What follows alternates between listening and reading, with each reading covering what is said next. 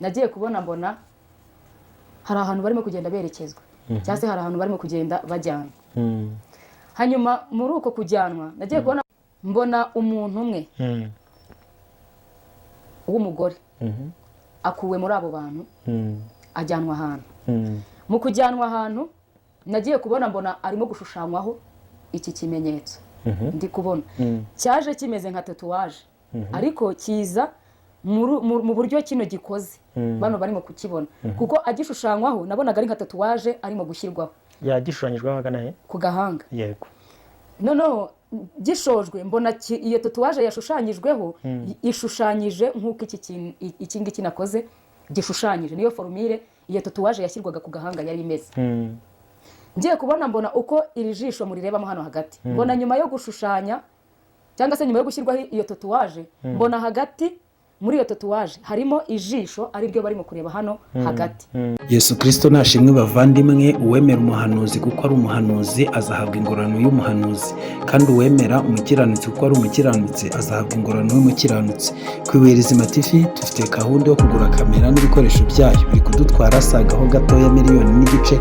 Umwami wacu Yesu Kristo nagushyigikira nawe dushyigikire, hanyuma twishakire umugisha dukorere Imana tudafite imbogamizi nk'izo zose z'ibikoresho. Reka nizere ko ugiye kubikora, twandikire kuri iyo nimero ubona kuri ekara yawe cyangwa se utwoherezeho ubufasha bwawe. Yesu akuduhera umugisha. Shalom. Nari nababwiye abo duherukana kuri Solange TV ndababwira ngo hari message ndimo gutegura gutanga irebana n'iki kimenyetso bandebana hano kuri kamera. Ndabona ari umwashi urimo ijisho. Ndabona abantu bose ndabizi ko bagurikira kandi ndabizi ko bari kureba igishushanyo kiriho uko kimeze. Rero nari nababwiye ngo nzagishushanya, nzareka kubivuga mu magambo kuko hari abantu batabasha kumva icyo ndimo kuvuga.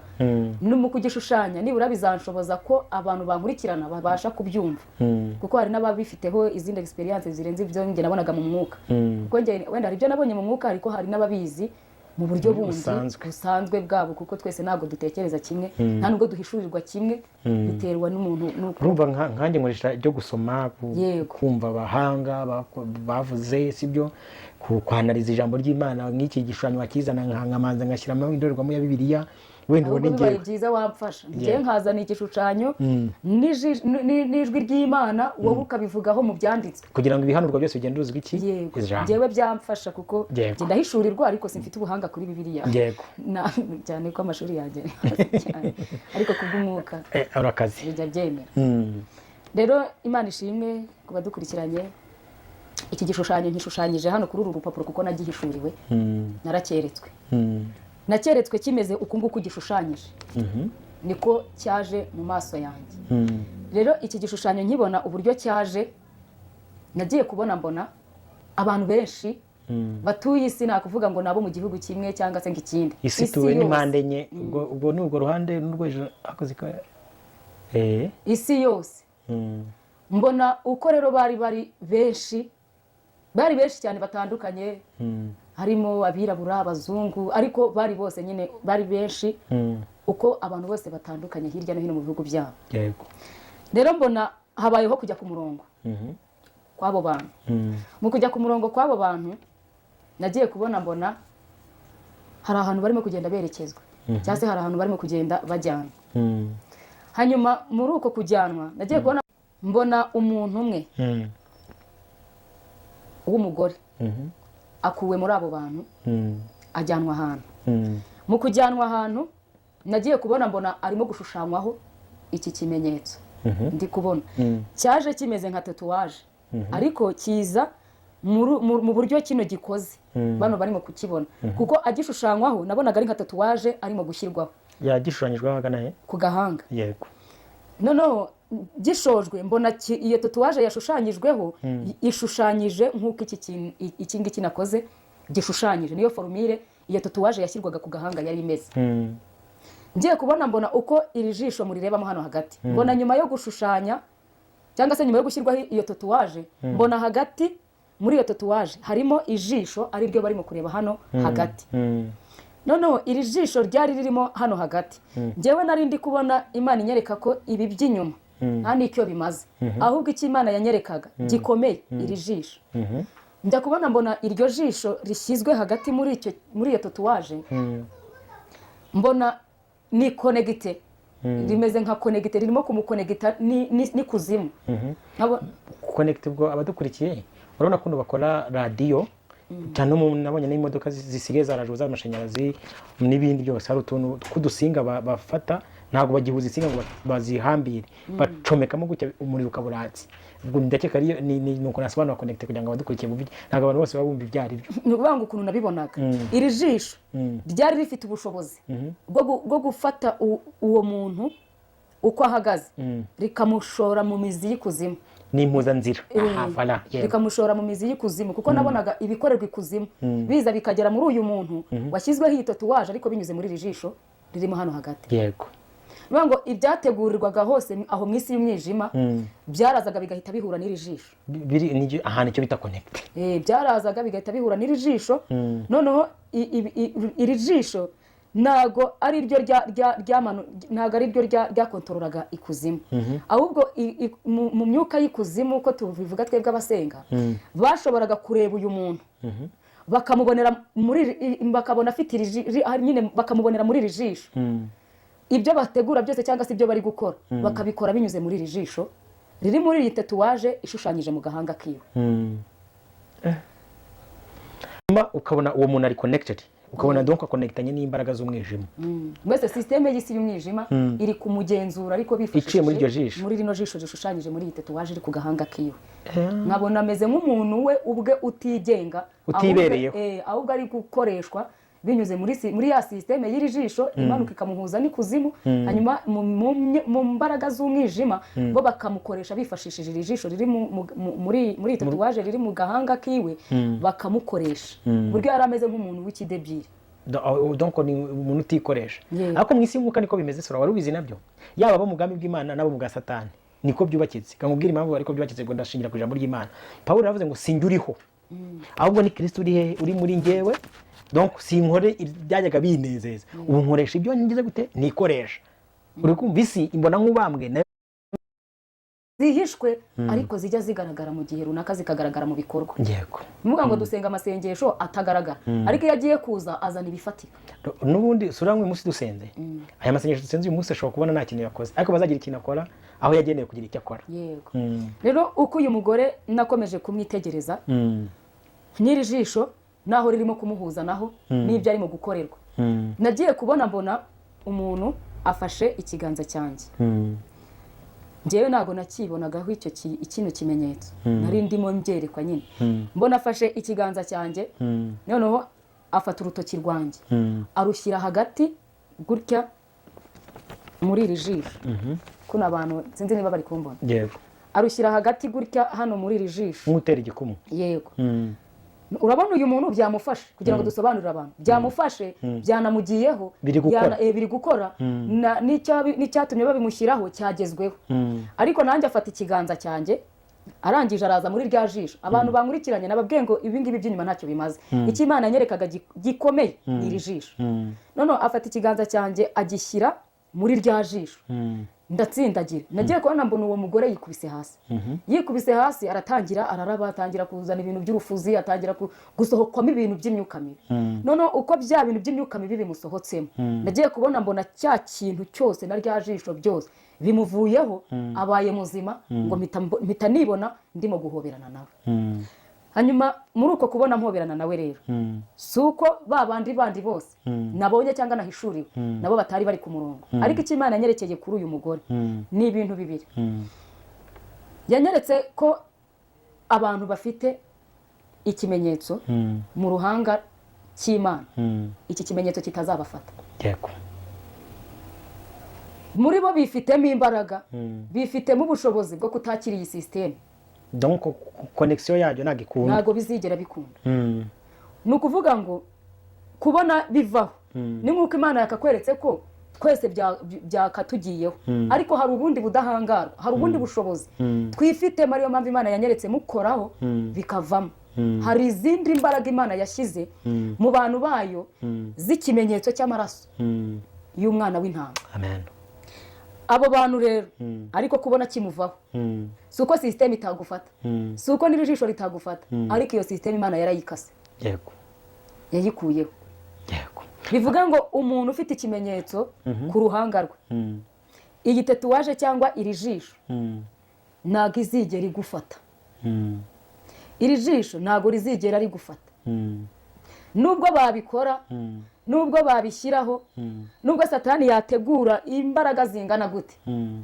aho uri utuze ukomere uvuge ngo urarinzwe yego kuko ntabwo iyi sisiteme iri muri iri jisho izigera ihura nawe kuko ufite iyindi sisiteme yesitawe muri wowe iguhuza n'ubwami bw'Imana ngo harimo abazimu haza tapandigwe yo kuri tageti na telefone harimo abazimu dufite umuntu wo muri famiye we yananga yahoraga banamufunga ariko biza kurangira nyuma bamwe babikoresheje ariko biriya byose ndashaka kubabwira yuko biriya byose nagira ijisho ryari ribirimo ni ibimenyetso nyine bigaragara ariko icy'ingenzi Imana yashakaga kubabwira iri jisho hari ubuno ino kamera yawe itari muri jisho yabimaze ikibuno nta kintu yabimaze rero biriya byose ntacyo byari bimaze byabanyuze imbere byose ntacyo byari bimaze nta gaciro byari bifite dore igifite icyo kimaze ni iri jisho rigiye gushyirwa mu ruhanga rw'abantu rikabahuza n'isi y'izindi mbaraga ukabaho utikontorora ukabaho utigenga ahubwo ugengwa n'ubundi bwami rero icyo Imana ibwira abayo mwambara imbaraga musenge igihe cyo gusenga ni iki musenge mugire imbaraga zinetarariza zikuraho Yesu ndagusuje kandi nkwaye ikaze mu izina rya Yesu Kristo umugisha w'Imana n'ubundi nukubeho ubu buhanuzi cyangwa se iri yerekwa rya Solange ntabwo ndigarukaho uyu munsi munyemerere twiganirira ijambo ry'Imana mu buryo busanzwe ibi byo nzabigarukaho ubutaha Mwami Yesu namfasha ariko of course abafite kumva babumvishe n'abafite amaso baba barebye ahubwo reka twiganirire ku ijambo ry'Imana mu buryo busanzwe Yesu nabampera umugisha mu izina rya Yesu ibingibi tuzaba tubigarukaho ubutaha hari ibindi nshaka ko tuvugaho Mwami Yesu nabishimire murakoze ni mwene so muri Kristo Yesu ugarutse kugira ngo tuganire ijambo ry'Imana kandi twungurane ibitekerezo muri iyi nzira ijya mu ijuru dukomezanye tujyanirane inama dusengerane mu buryo ubwo ari bwo bwose ndashimira umurundi wese uduteza amatwi n'umunyamurenge ndashimira umunyarwanda by'umwihariko n'undi wese waba wumva ururimi rw'ikinyarwanda aho waba uri hose ku isi mu bihugu bigiye bitandukanye aho Imana yabatatanirije kugira ngo mujyaneyo ubutumwa bwiza nanone kandi muhakure n'imibereho Imana ibahe umugisha nongere kukubwira ngo Imana ikeneye umusaruro mu byo uherereyemo byose naho uherereyemo uw'Imana yakugize we ibikeneyeho umusaruro uko nguko umeze Imana ikeneye umusaruro wo kuba uva muri uko kuntu Imana yakugize nagira ngo usubize inyuma amaso yawe subira inyuma wibuka amateka yawe subira inyuma usura umusozi w'iwanyu wavukiyeho subira inyuma wibuka urungano rw'abariho n'abatakiriho subira inyuma wibuka amateka yawe wibuka abapfuye bose bakagenda wowe ugasigara ni iki watanze mwana wa Adamu byatumye urindwa bigezaho menya ko ari ubu n'uwagiriwe aho nawe ujye ushima iyo Mana haleluya Yesu abaho umugisha ko mugiye kugerageza Esiteri Morodekayi yaramubwiye ngo ntiwibwire ko ari wowe uzarokoka mu bayuda bose aharaho icyakwimitse byari ukugira ngo icyakwimitse ngo ube umwamikazi byari ukugira ngo ugire umumaro mu gihe cyawe ariko n'uyo wabyihorera ukicecekera nta kizabuza abayuda gutabarwa bakoroherwa biturutse ku bandi ngo ariko wowe n'inzu ya so muzabona ishyano cyangwa se muzarimbuka hanyuma rero buriya njyewe Imana yampaye izi mikoro za Ibuye Rizima TV Imana igira umuvugabutumwa kugira ngo ndangurure mvuge mu byiza cyangwa mu bibi kandi umwami wacu Yesu Kristo azankomeresha imbaraga ze nawe hari ibyo Yesu yaguhaye ugomba gukiranukamo nawe hari ibyo Yesu hari aho Yesu aguherereje ugomba guhakiranuka Yesu akabona umusaruro masengesho agomba gutanga umusaruro kuri izi mikoro nawe ugomba gutanga umusaruro mu byo uherereyemo umugisha w'Imana nukubeho mu izina rya Yesu Kristo ndashaka ko abakristo cyangwa abana b'Imana bahuguka bagahugukira kuvuga ubutumwa bwiza ndetse no gukorera Imana kuko tugeze ku mugoroba w'isi w'isi. Itorero ry'Imana riri ku mugoroba w'isi, biri kubera mu isi birabigaragaza. Itorero ry'Imana ryugarijwe n'intege nkeya, abakristo benshi ni indembe mu mitima, ariko nongera kubabwira ngo udutsindishiriza ari kumwe natwe, ntimugire ubwoba. Narinje kubabwira ngira ngo tuganire ku ijambo rivuga ngo ese agenda ya Satani murayicikira hehe? Iyo bavuze ngo agenda ya Satani baba bashatse kuvuga iki? Baba bashatse kuvuga ngo gahunda Satani yapanze kuva kera, mu myaka ya kera wowe utari wavuka. Satani yapanze gahunda y'uburyo yakora systeme yo kwigarurira isi, kandi by now ari kugenda bigeraho umunsi ku munsi. Ariko Bibiliya iratubwira ngo ayo mayoberane avuga Antikristo y'ubwo bugome n'ubu yatangiye gukora, ariko ntazahishurwa keretse uyabuza akuweho. Ndashimira Imana ko nubwo ayo mayoberane ari gukora, ariko hari uyabuza, ari we Mwuka Wera w'Imana uri muri twe, ari ryo torero rya Kristo. Umunsi tuzaba twamaze kugenda rero, azaba akuweho, ahasigaye aziyerekana akore ibyo yazaniwe gukora nabyo. Ariko ibyo ntibimubujije kuba yubaka system. Kuba umuntu atari yahabwa diplome ngo ajye kudepoza, ajye mu kazi, ntabwo bivuze ko atari umunyeshuri. Kuba umunsi wa graduation utaragera, ntabwo bivuze ko abantu batapasinze. No kuba Satani atari Antikristo, atari yima ingoma mu buryo bugaragara, ntibivuze ko ibikorwa bye atabigeze kure. Abantu benshi rero bari kuyoba. Agenda ya Satani bisobanura imigambi Satani yapanze kuva kera cyane, akaba ariyo turi kubona ari gusohoza muri ibi bihe. Imwe muri iyo migambi, kuko ari myinshi, ngiye kuyibabwira. Iya mbere, Satani yapanze gucecekesha abantu bose bavuga Imana cyangwa se basenga. Satani yapanze gucecekesha cyangwa se kwimura Imana mu mitima y'abantu. Reka mvuge muri ubwo buryo, ngira ngo nibyo biri buze koroha. Satani yahereye kera yubaka inyubako, yahereye kera yubaka systeme, yahereye kera ashyiraho uburyo, yahereye kera yubaka systeme yo kugira ngo ubwe yimura Imana mu mitima y'abantu. Kandi kwimura Imana mu mitima y'abantu, muzi icyo bisobanuye, ndetse muzi n'icyo bigaragaza, yuko bigaragaza no kugaruka kwa Kristo. Ibyerekana kuza kwe birihuta kuboneka, aje kutugabira kubaho kwiteka. Hari igihe umuntu yarwaraga yagera kure cyane bakavuga ati naho Imana, ariko noneho ubu ngubu abantu basigaye barize ubwenge. Niyo mpamvu ijambo ry'Imana rivuga ngo mu minsi imperuka ubwenge bwa benshi buzagwira. Abantu basigaye barize ubwenge bwose bwo kuvura indwara z'amoko yose zigiye zitandukanye, usibye ko ntawe uvura nyamunsi. Aho niho Imana igera rero ikubahwa.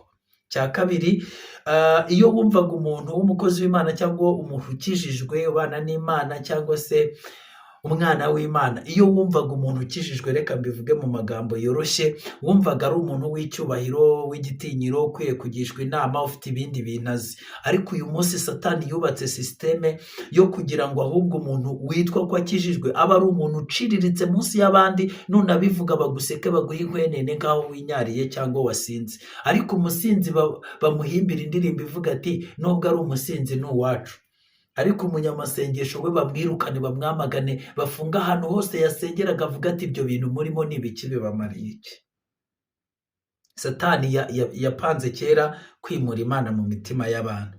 Satani yapanze kera kwimura Imana mu mitima y'abantu, yohereza abantu yari yaratrayininze baza gushinga amadini. Ayo madini ashyeshyenga abantu mu bihe byari bikomeye.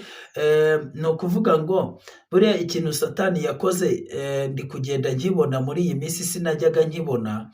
Yohereje abafundi be baza kubaka fondasiyo y'amadini, bayubakira ku kinyoma. Ariko inzu zizamuka vuba vuba, zirazamuka, kumbi munsi batenzemo ibishonyi muzi ibyo ari byo, cyangwa ibifonyi, cyangwa se biterwa n'ukuvuga. Hanyuma rero ni amabuye amenagurika ubusa, niyo wakubitaho ingume gutya riravunguka. hanyuma rero bakubita fondasiyo bakubitamo hasi, ariko hejuru bubakaho ibintu bisa nk'ibishashagirana, batera amarangi ashashagirana cyane, barazamura barasakara, bizera ko inyubako zuzuye. Ariko twasomye ijambo ry'Imana ritubwira ko inyubako zipimwa n'ibintu bigera nko muri bitatu, zipimwa n'imvura n'umuyaga n'isuri. Ibyo bintu rero ngo byose iyo byikubise ku nzu bigasigara inzima, iyo nzu iba ikomeye yubatse ku rutare. Hanyuma rero ibyo bintu byose bikuza bya testinga inzu byakubitaho, bigasanga za nzu ni ku bifonyi gusa, ni ku bishonyi gusa. Za nzu niyo mpamvu Bibiliya ivuga ngo kugwa kwazo kwabaye kunini cyane. Twabonaga inyubako zihagaze tukishima ngo ahantu ni umujyi, ariko birababaje kuba waciye ahantu ku mugoroba ureba ari umujyi mwiza unashyushye, mu gitondo ugasanga ni amatongo kandi nta ntambara yateye, kubera imvura gusa nayo itateye inkangu. Ugasanga noneho ahantu ho ni amatongo, ntiwamenya ko higeze hubakwa n'inzu. Ibyo mvuze se murabyumvise? Ajenda ya Satani rero yateguye abanyamadini, bigeze muri 2020 akora igikorwa finale, yirukana umuntu wese mu idini, yirukana umuntu wese mu idini, mu bayobozi b'amadini, abantu bose batagomba gushyira mu bikorwa umugambi wa Antikristo. Bose barirukanywe mu madini bazira ibintu bigiye bitandukanye.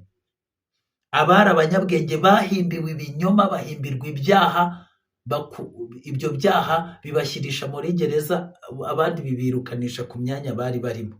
Abandi bose bari boroheje, batazi iyo bijya n'iyo biva, bari bari aho gutya ngo turakijijwe gusa, batazi agakino kabera inyuma y'amarido. Abo ngabo bagiye bashyirwaho kondisiyo zibakubita. Ntiwize, ntiwagize ibiki byose, turi uyu nguyu, ntibimeze gutya, urashaje, jya muri pasiyo, kora ibiki byose. Ubundi Antikristo rero azana abahungu be mu madini agiye atandukanye, bazi kumuteguriza, baje bazi icyo baje gukora,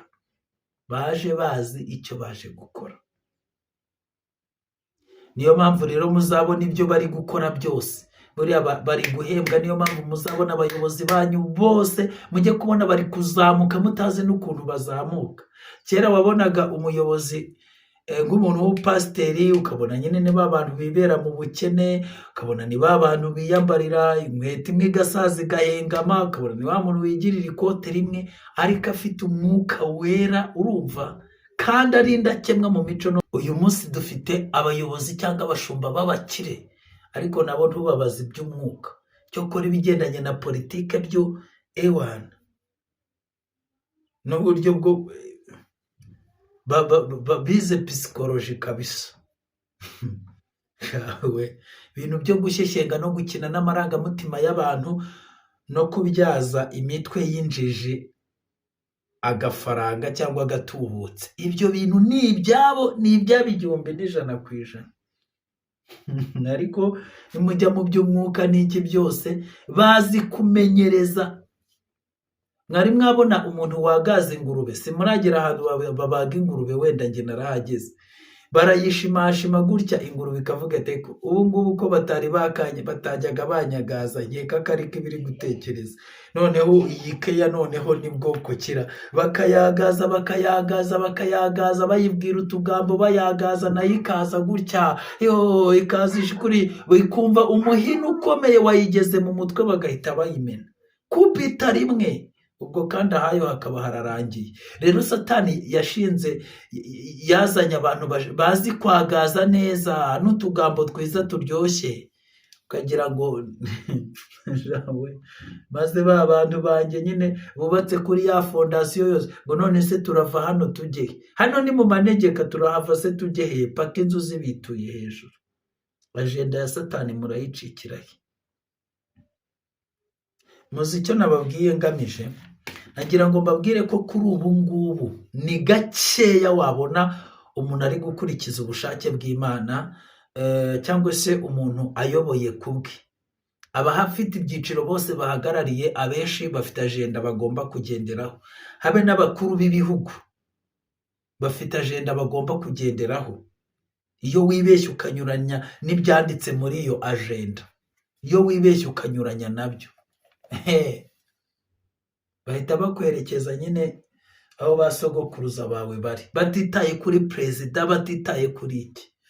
niyo mpamvu ubona abaperezida b'ibihugu nabo bakora ibintu bigiye bitandukanye, we rimwe na rimwe ukabona bari gukora ibintu nta mpuhwe nta mbabazi, ukavuga ati ko kandekeraho kangarukiraho.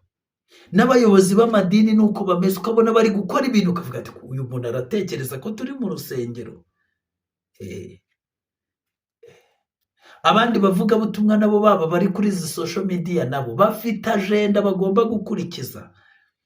Hari script Satani yabandikiye, bari hariya nka mikoro, ntabwo ari bo ba MC, ni baza mikoro.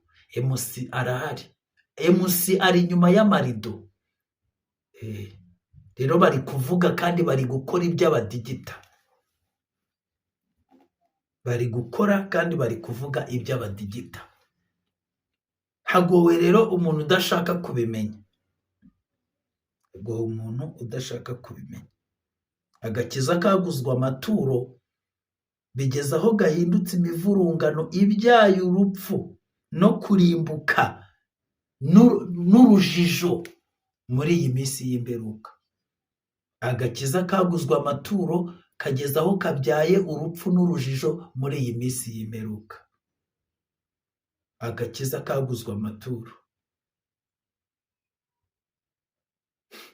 Ako gakiza se murakazi?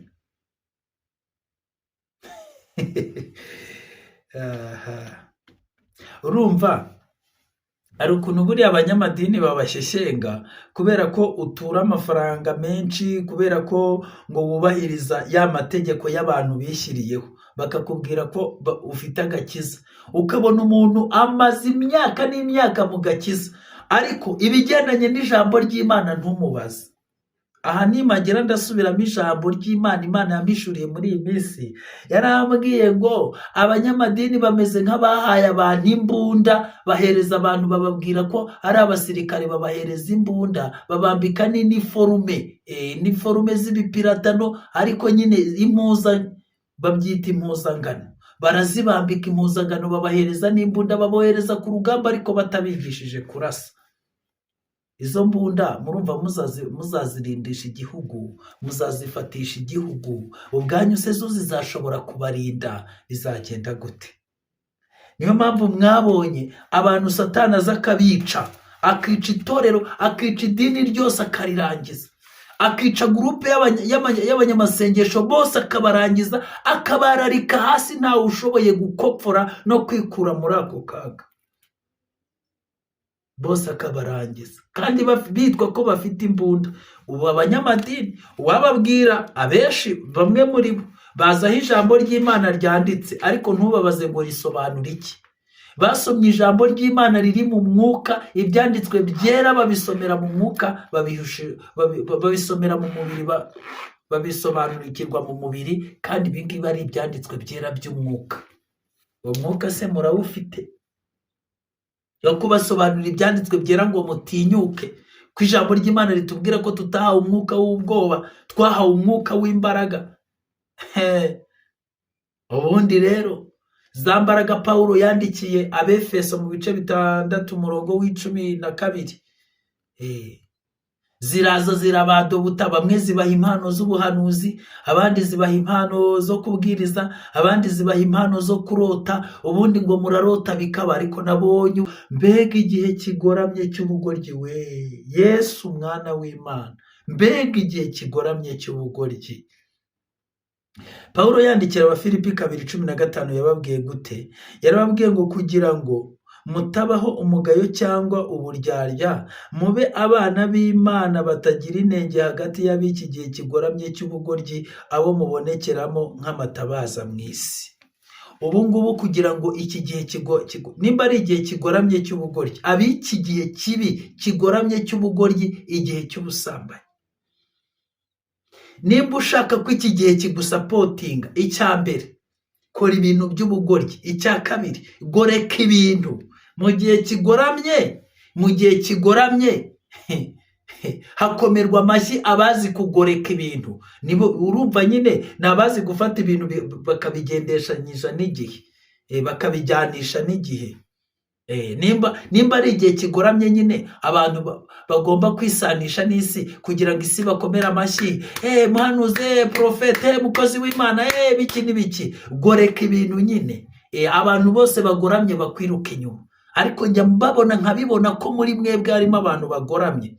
Reka nkubaze, wenda nibyo nshobora kuvuga ibyo utumva, masengesho nshobora gucikwa nkavuga ibyo utumva, kuko nanjye ndi umuntu utuye mu isi. Ariko se reka nkubaze, nk'iyo uri kunsubiza untuka, ukantuka kuri mama, ukantuka kuri data, ukantuka ku byo nambariye, ukantuka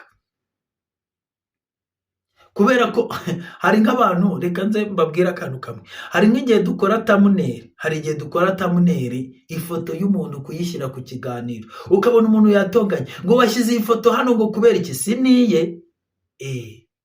Ukabona abantu bahindutse abafana b'abantu kugira ngo bahinduke abafana ba Kristo.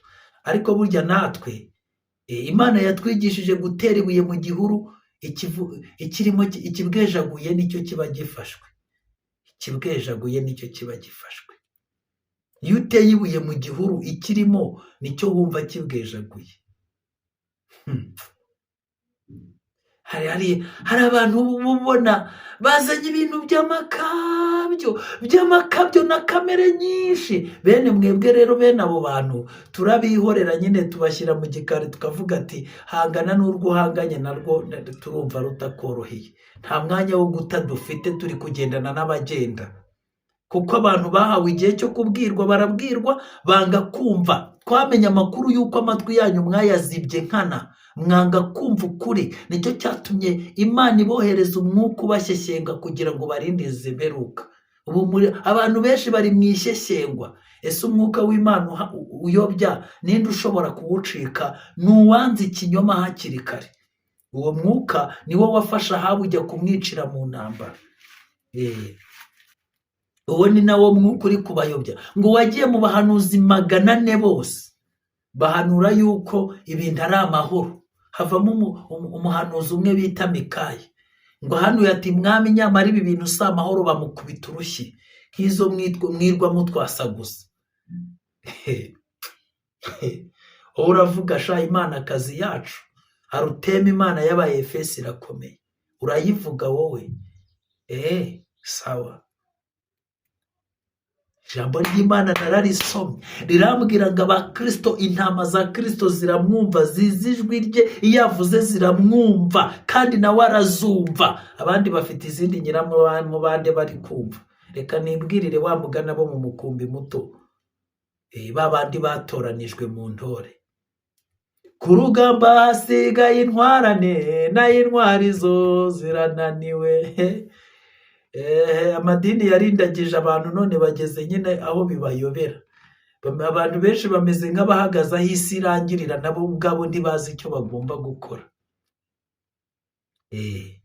Umeze nk'umuntu wirukankanwaga n'undi muntu cyangwa igisimba cyangwa ikindi cyendaga kukugirira nabi, nanone ukabona aho wari uri kwiruka ugana hari umukingo utashobora gusimbuka. Watinyaga urupfu, ariko ukabona n'uwo mukingo n'ubundi n'ugusimbuka urapfa. Ureba icyo urahitamo n'icyo urakora bikakuyobera.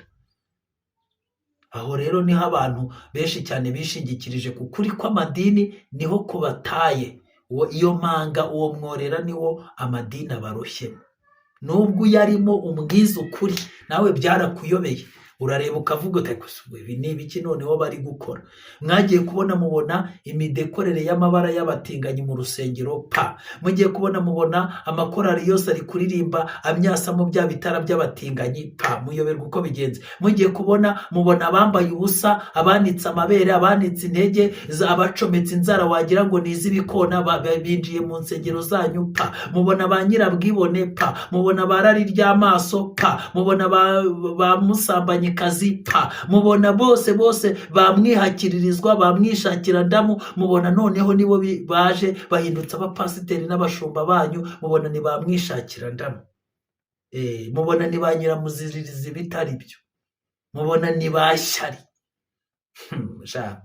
Isoko ry'imburamumaro ryabaremeyeho pe, usibye ko mwabuze aho mujya. muvuga muti ibi bintu ariko tubwizanyije ukuri, yaba mwari mubonye aho mujya mwagenda mana, ariko nababwira ngo Kristo abategeye amaboko, igihe kirageze kugira ngo abungeri ba Isirayeli Imana ibambure intama ubwayiziragirire, ariko izabambura izihe? za zindi zayimenye kera nayo ikazimenya. Kuko buriya hari intama nk'uko muzi ko hari inkoko zagenewe kubagwa, hakaba hariho n'inkoko zagenewe amagi. hari intama zagenewe kubagwa na Bibiliya irazivuga. Izo ntama z'imbagwa zagenewe kubagwa, izo zo muzireke zigume zirindagire, ariko za zindi za Kristo zumva ijwi rye. Reka nkubaze, nimba koko wumva ijwi rya Kristo uri intama ye, aho hantu uracyahumva ijwi rya Kristo cyangwa uri kuhumva nyiramubande? Narindi kubabwira imbaraga z'abadobuse ziri gukorana n'abahanuzi, ziri gukorana n'abavugabutumwa, ziri gukoresha abantu ibitangaza. Ariko mujya musoma Mateyo 7 guhera nko kuri 21. Benshi bazambaza kuri uwo munsi bati, Mwami, ntitwahanuraga mu izina ryawe, ntitwirukanaga abadayimoni mu izina ryawe, ntitwakoraga ibitangaza byinshi mu izina ryawe? Nibwo nzaberurira mbabwire ngo nimumve imbere mwa nkozi z'ibibi, sinigeze kubamenya. Nimba uzi ko ibyo wahanuye binyuranye n'ijambo ry'Imana, uri inkozi y'ibibi. Nimba uzi ko ubuzima bwawe bw'umwuka bunyuranye n'ijambo ry'Imana, hari abantu bareka gukora iby'ijambo ry'Imana rivuga, bakitwazaga Imana ngo yaduhishuriye ibindi. Nta bindi bintu bishobora guhishurwa binyuranye n'iri jambo. Na bya bindi umwuka agomba kuduhishurira Yesu yazize atubwiye, imizi irimo hano, fondasiyo iri hano, agomba kubiguhishurira. Ariko ekogarafi, terimometere, sikaneri igomba gusikana ibyo bintu. Iyi niyo sikaneri, iki nicyo gipimo kigomba gupima ibyo uhanura, ibyo wabwiwe n'Imana, nicyo kigomba kubyemeza ko ari iby'ukuri kandi byavuye ku Mana. Ibinyuranye n'ibyo urimo urabeshya rwose. Cya kabiri nzagarukaho mu kindi kiganiro, naje gusanga abantu basoma ijambo ry'Imana ntibarisobanukirwe, kandi bagasobanukirwa mu buryo bushobora kubagusha. Musaba ubwenge bw'Imana. Bibiliya iravuze ngo ubuze ubwenge abusaba Imana.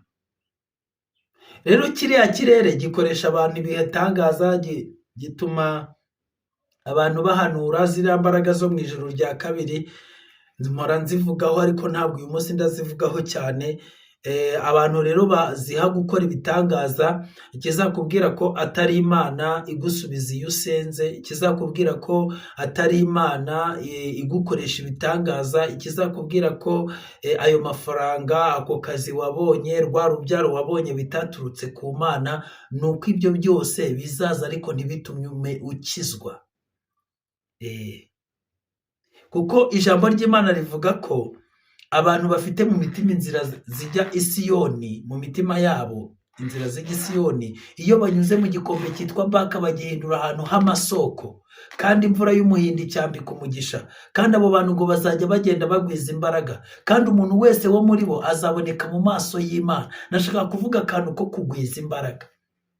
Niba ubona witwa kukorana n'Imana aho kugira ngo ugende wunguka ukagenda uyenga ushonga ushira, ntabwo ari Imana. N'iza mbaraga z'umwijima ziri kukuyengesha, kuko amaherezo ya Satani ni ukurimbuka. Agenda acika intege, ntagenda agira imbaraga, ariko abakristo bagenda bunguka bagira imbaraga. Maze imyaka 20 mu gakiza, ikumariye iki? Iyo ubonye kabisa wipimye ku munzani, ubona ibiro byawe ari ibiro by'umwana umaze imyaka 20 aryanywa, avuzwa, uvugishije ukuri. Ni gute wamarana agakiza imyaka 20 ukamarana n'umwuka wera uvuga ko wuzuye imyaka 20, imyaka 10, imyaka 3, ugifite ishyari mu mutima wawe, ugihugurwa ugashinga ijosi, udakunda ibyanditswe byera, utarafata ewe data we.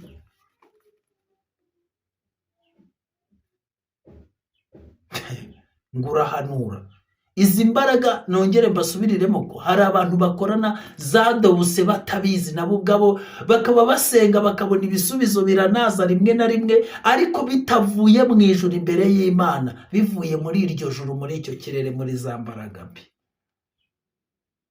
Abo nibo bazagera imbere y'Imana akavuga ati, kose byagenze gute? twe ntabyo tubizi, nangwa n'abandi baracishije, ariko bene wowe ibyo gucisha nta n'ibyo azi. Ibyo gucisha nta n'ibyo azi, abona ahanura, abona yerekwa, abona agira ibiki byose. Ubu ngubu bene abo rero nibo muri kwiruka inyuma, nibo muri kwiruka inyuma ngo ni abantu ngo mudusengere, ngo ese ngo Imana ikubwiye iki, ngo ikweretse ibiki? Reka mbabwire nimurekere aho ngaho. Imana nishaka kukuvugisha nawe ubwawe izakwisurira cyangwa izagutumaho umuntu, ariko mwiza n'ibintu by'ubupfumu no kuraguza mu nzu y'Imana. Buriya mujye mutinya ko iyo ukijijwe mu gakiza iwanyu bari bafite karande zo kuraguza, nawe ugira umwuka wo kuraguza mu buryo navuga buri moderne, ku buryo usigara usengera ahantu ngo wikundira ahantu hari abahanuzi, aho wumvise hari umuhanuzi ngo kajye kumva iki Imana imvugaho. Ubundi irakuvugaho iki? Hari icyo uyobewe ku buzima bwawe? Ngo reka njye kumva Imana iki imvugaho, ngo ahantu hatari umuhanuzi sinasengeramo. Ubundi nabo abatubuzi bakaza bakabibakubita by'ibikwangariye, Satani akajya abatoranyirizamo bikeya byo gufata sampo akabibasohoreza, kuko n'ubundi niwe uba wabyohereje, ubundi kugira ngo mukunde murimbuke, mushyeshyengwe, muzarinde murimbuka. Ariko iyo Mana ivugana namwe ntibakuze mu mwuka, iyo Mana ivugana namwe mugakomeza muri abanyabyaha, iyo Mana ivugana namwe ntimuhinduke, iyo Mana ni Imana nyabake. Iyo Mana ikubwira yuko izaguha amafaranga ntikubwire ko Yesu ari hafi. Ariko nsigaye numva abantu basenga bibagiwe ko Yesu azaza. Mbega isi iraryoshye, bibereye mu by'isi gusa, bari gusengera ibyifuzo by'isi gusa. Nyamara uko uwo munsi udusatira tugomba kurushaho kwiboneza, gukizwa, kumesa amakanzu yacu mu maraso y'umwana w'Imana.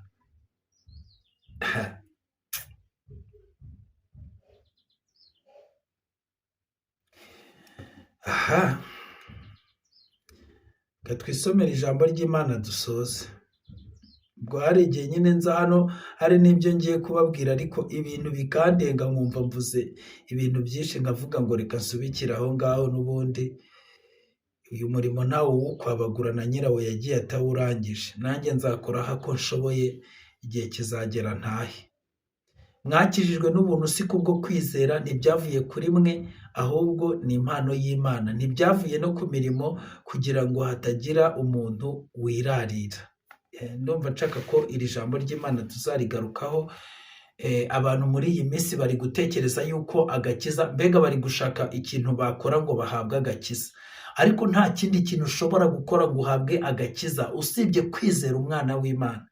Niyo wakwitanga ngo umanikwe. Hari abantu bari gutekereza ngo nyine ngo nitwemera ngo tugahara ibyacu byose ngo tukabitanga ngo nibwo tuzaba tubonye agakiza. Uzabitanga se? Ikibazo uzaba ubihaye nde, kandi uzaba ubihaze kubera iki? Ibyo rero ni ya karande yo mu madini nababwiye ngo ni agakiza kaguzwe amaturo, kuko mwagiye mugatanga ibya 10 n'amaturo mu nsengero, bakabaha ubuyobozi, bakababwira ko muri abantu bakuze bakomeye, bakababwira guhagararira ibyiciro bigiye bitandukanye, mukabona abo mubwira bose baba bacecekeye imbere yanyu, kuko ari injiji nkamwe, ntayishobora kuzamura ikiganza ngo ibaze ati ibi nibi cyangwa ibivemo. Abo muri mu rwego rumwe, narababwiye ngo ufite ijisho rimwe mu mpumyi arayobora, ariko ntabwo biba bivuze ko ari we wakabaye umuyobozi. Ikibazo kiba cyabaye amaso. Noneho rero ako gakiza kanyu ko kwiyabonesha, kwibonekeza ubwibone, ayo mafaranga, ubwo bufaranga bwanyu mutanga, kandi buri gihe uko utatanze umusaruro uhagije mu idini ryanyu bakaguhagarika, wawutanga bakongera bakakwakira, ukumva ko noneho ari byo usabanishwa n'Imana n'imirimo ukora. Ukumva ko kujya ku rusengero kenshi ari byo bituma usabana n'Imana. Ukumva ko kujya muri korari no kuririmba imibyizi yose, numvisha ibintu bibi Mana nyagasani, ngo byo kubara imibyizi ngo nzabigarukaho. Ukumva ko nyine inshuro ngo wagiye ngo mu murimo w'Imana, ngo ku rusengero no kujya mu murimo w'Imana gukora iki se? Ubundi kuvuga ngo muri iyo korari uri muririmbira Imana yarabikubwiye koko ko iyo uri kuririmba ikumva? Ese yarabikubwiye ko ifite sheya, cyangwa se iyo korari ari iy'Imana, cyangwa ni iy'abantu bahimbye? N'ubundi ni kuri ka kajenda ka Satani bari gupfuraho. Ariko ubundi ubu tuzavuga tugeze hehe? Bagalatiya b'abapfapfa ninde wabaroze?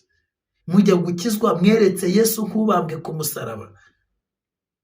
Mwarabwiwe murizera, cyangwa babashyize mu mifuka babatura muri ibyo bintu mutazi aho mugiye? Mushakashaka uko mwamenya ibyo umwami ashima. Iyi ni iminsi ya nyuma. Subiremo ngo umuntu ukijijwe wese agomba kwinjira mu bushakashatsi bwo gushakashaka ko amenya ibyo umwami ashima, byo kuvuga ngo apotre ngo azabimbwira, ngo pasteur ngo mushumba ngo azabitubwirira ku igaburo. Sawa. Bwoko bwanjye burimbutse buzize kujijwa, buzize kutamenya, buzize kutagira ubwenge. Ibyo nagira ngo nkubwire ko kutamenya ni ibintu uzazira, kuko ijambo ry'Imana rivuga. Bene data bakundwa, senga wongere usenge, utandukanye gusenga kwawe, kuko ariho Imana izagukiriza. Tandukanya gusenga kwawe, tandukana n'abo bantu bakumanipira, tandukana n'abo bantu bakubwira ubugambo bwo gushyeshyenga. Haguruka kuri ako gatebe bakwicajeho, ugende ubwire Kristo akwicaze ku ntebe ye. Va muri ibyo, va mu byo urimo, uhindukirire Yesu, akubabarire, aguha amahoro, akubabarire, aguha amahoro, aguha imbabazi. Haleluya. Igihe kigoramye cy'ubugoryi kabisa. Rero nagira ngo mbabwire bene data, ibyo mukora ntabwo ari byo bituma muhinduka abana b'Imana bakijijwe. Ahubwo iyo tumaze kuba abana b'Imana, tubiheshejwe no kwizera Yesu Kristo, umwana w'Imana wamennye amaraso kubw'ibyaha byacu, kugira ngo umwizera wese atarimbuka abone ubugingo buhoraho. Iyo tumaze kuvuka ubwa kabiri tugahinduka abana b'Imana, dutangira kureba ibintu bidakwiriye cyangwa se bitameze neza mu rugo, tukabitunganya mu rugo rwa data. Niyo mpamvu dufasha bene data, kuko ntabwo waba uri umwana mukuru mu rugo, cyangwa ari wowe wiriwe mu rugo watetse, ngo ubone umuvandimwe wawe avuye ku kazi cyangwa avuye ku ishuri cyangwa avuye ahandi hantu ashonje, ubure kumugaburira, kandi wenda adashobora kumenya aho wabitse ibyo byo kurya ngo ajye no kubyiha. Oya, ugomba kumugaburira, ugomba kumwambika, ugomba kumukuyakuya, urwaye ukamuvuza, ahantu hari umwanda hakwandura ukahakubura, wabona ari kurengera agiye kwangiza ukamubuza. Ni ibyo bintu tuba turimo. Ubu tuba turi kubabuza kwangiza, tuba turi gukubura ahantu hagiye imyanda, tuba turi mu mirimo yo mu rugo. Rese umuntu komana nyagasani, reka nze ngaruke. Yesu abahe umugisha kandi abagirire neza. Tuzongere guhura mu biganiro by'ubutaha. Reka mbabwire ngo umwami wacu Yesu Kristo ari ku ngoma iteka ryose. Mukomere kandi mukomeze mutwaze. Yesu azatuneshereza nta kabuza. Amen.